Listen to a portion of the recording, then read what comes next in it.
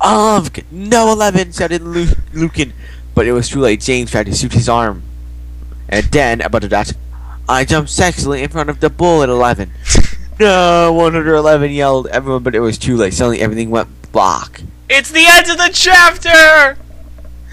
And there's no page breaker. Because you'll just wait and see why this is such a good thing. No chapter summary because we don't want it. Chapter 39. I am a trolling genius, lols. Disclaimer. I do not own the HP series, and I am not the real XXX Bloody Wrist 666 XXX. Author's note. I am an extremely immature, pathetic idiot girl, I know. Out of boredom, I cracked this girl's passy for fun. And it took less than 8 minutes to do it. to do it, too. And I'll probably get in a shitload of trouble. Which I probably deserve because I'm being a troll right now. Meh.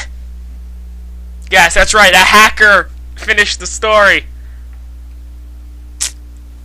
Apparently, yes. And I present to you my crappy part of the story. And take note, I haven't finished reading this fic yet, but instead skipped over to skim chapter 38. Flame, laugh, do whatever you want, quote-unquote preps.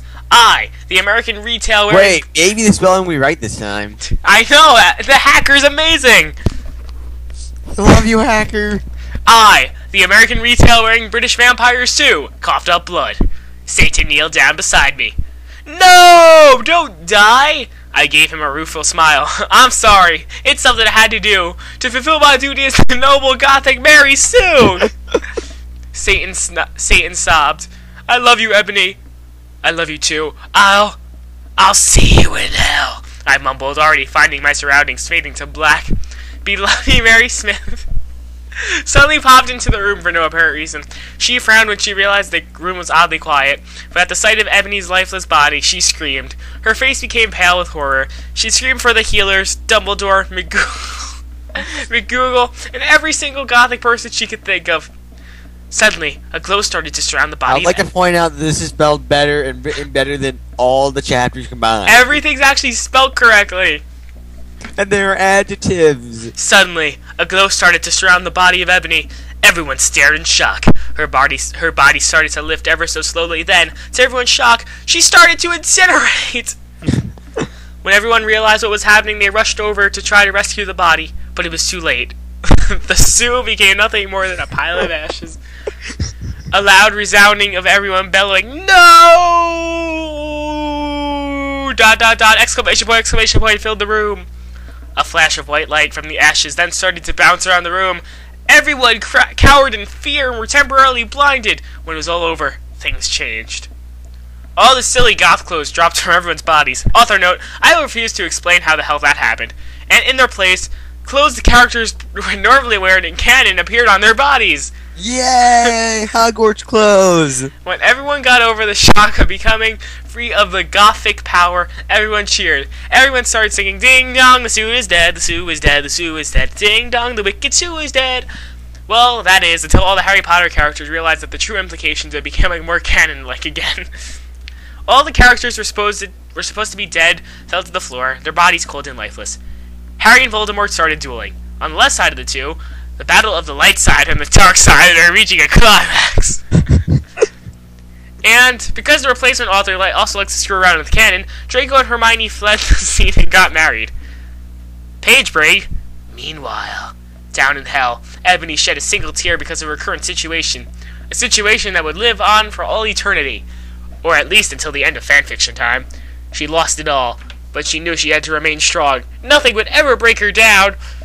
She looked down over her pale body and frowned. "Where are my emo clothes?" she asked herself in confusion, and then it occurred to her.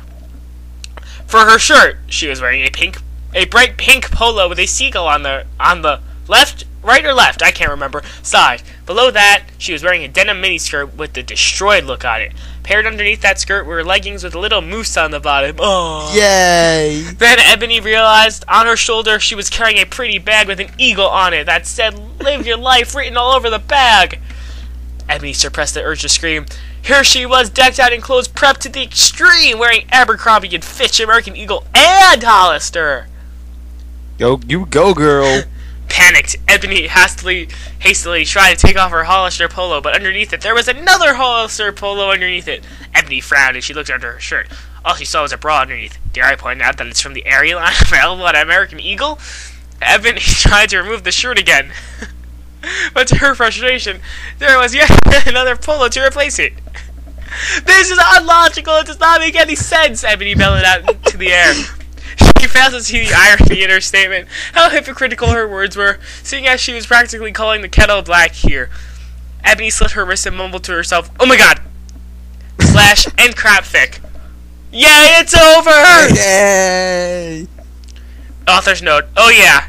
If you want to see the original content this chick had planned for this chapter, I accessed it through her document manager thingy, which I copy and pasted, so you can read it through here. I have to read this chapter in the terrible version? Yep. Oh, can you please take over? Nope. I hate you.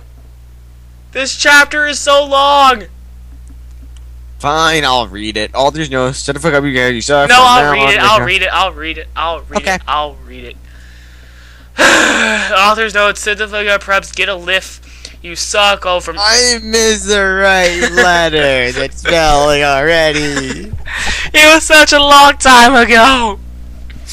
Oh, inform now on. It'll be on vocation in England until like August, so you won't be able. So I won't be able to update for a while, lols. Thanks to everyone who revowed. Expect the preps who flamed. Fuck you, MCR Rule 666. Why? Why do we have to read this? Because I woke up in the Norse's office on a special gothic coffin. Hairgrid was in the bed opposite me in a coma. Because Vampire and Draco had bet him up. Mr. Norris was cleaning the room. Oh my Satan, what happened? Oh, wrong accent. Oh my Satan, what happened? I screamed. Suddenly Voxymort came.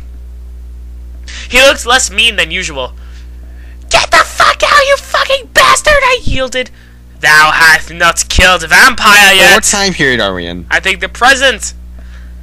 Thou hast not killed vampire yet, he shouted angrily. Suddenly he started to cry tears of blood, all selective. Okay. Voxymort? Of good sirog, I asked. Suddenly,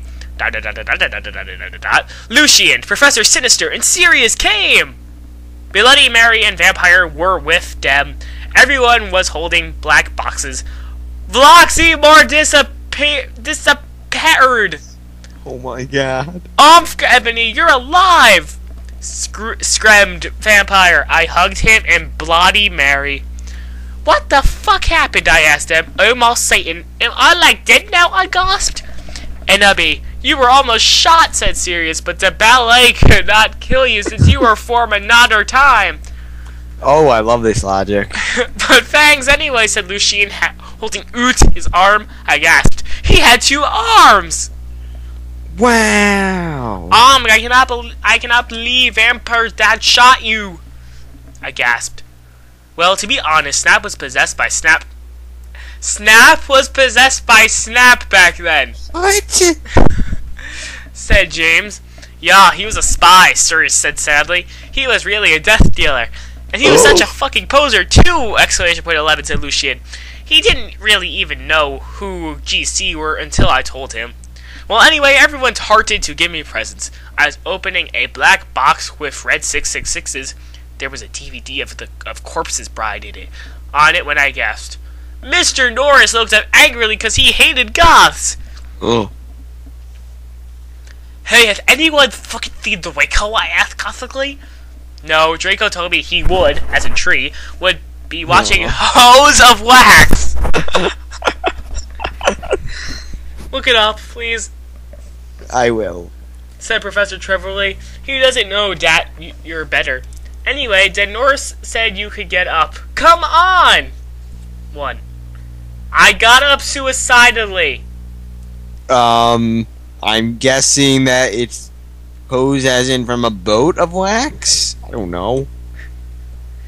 Lucian, Sirius, and Professor Sinister laughed. I was wearing a black leather night gun.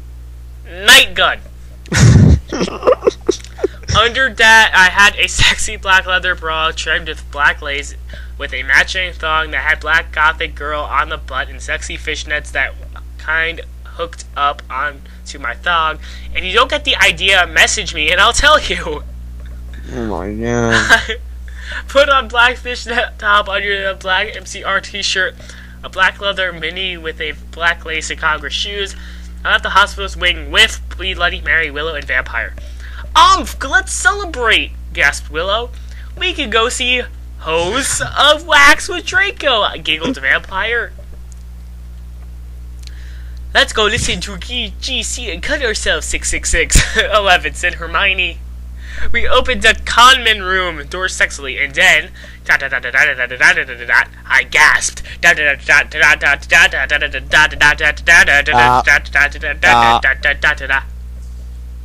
What? Oh, Draco was there doing it with Snap. 1 1 1 1 1 1 1 1 1 1 1 1 1 1 1 1 1 1 1 boom.